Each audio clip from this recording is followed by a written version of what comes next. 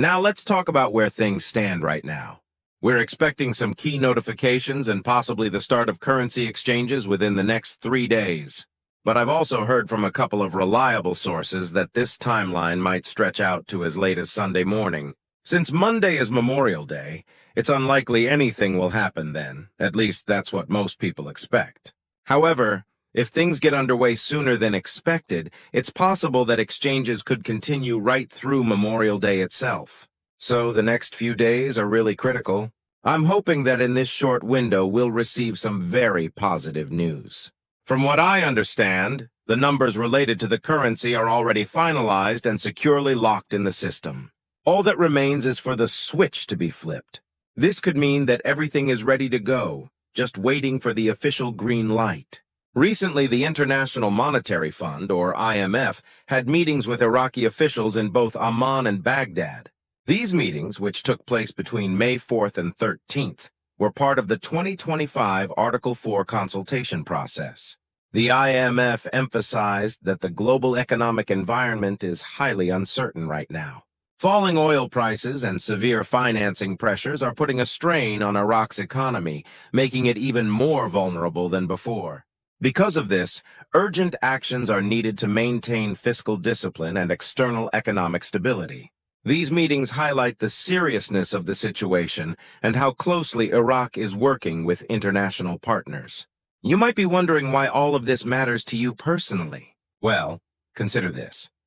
How often have you thought about how a single currency change could affect your financial life? What if I told you that within just 72 hours, the U.S. government is expected to officially accept the Iraqi dinar at a rate of 56 cents? Yes, you heard that right. This isn't just speculation or a rumor. It could be a game changer for many people.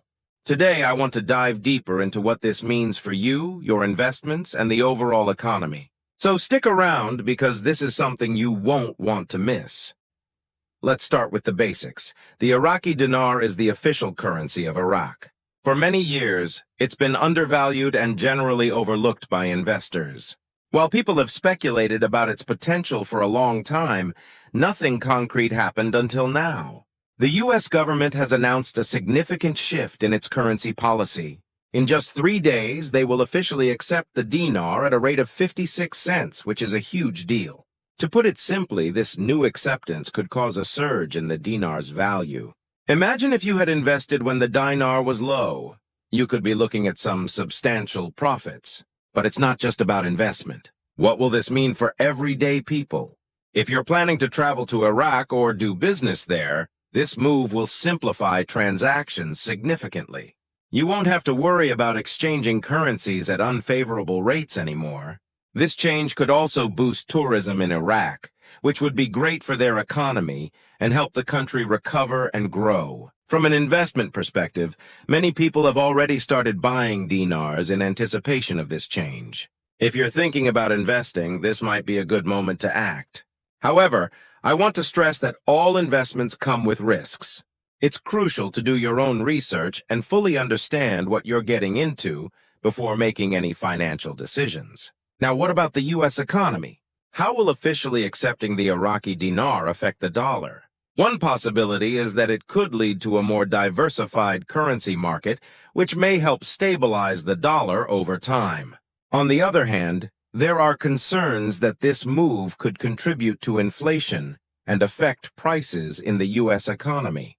It's a complex issue with many variables, so it's important to stay informed as the situation develops. On social media, there's a lot of buzz around this news. People are discussing what the U.S. acceptance of the dinar means and sharing their opinions. I'd love to hear what you think about it too. Are you considering investing in the dinar? Drop your thoughts in the comments below. And if you find this video helpful, please like and share it. The more people who understand what's happening, the better prepared everyone will be. There are also some inspiring real-life stories about people who have held on to their dinars for years, despite skepticism and doubt from others. These individuals have been waiting patiently for this moment, and now they may finally see a return on their investment. It's a reminder that sometimes patience really does pay off. Now, I want to explain something important that often confuses people: redenomination. Redenomination happens when a country changes its currency by removing zeros. For example, if a country has a currency where something costs 25,000 dinars, they might redenominate it to make it just 25 dinars. This doesn't mean your money is worth more, it just makes transactions easier and more manageable.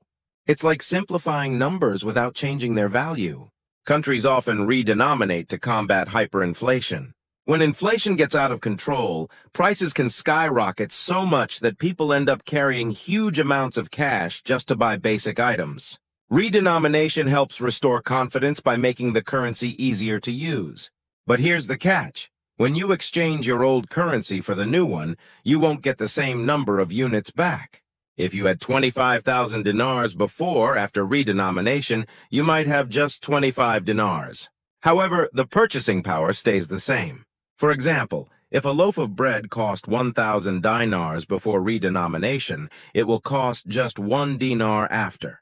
So whether you have 25,000 dinars or 25 dinars, you can still buy the same amount of bread. This can create confusion and even panic, as people might think they've lost money when they see their bank accounts showing fewer zeros.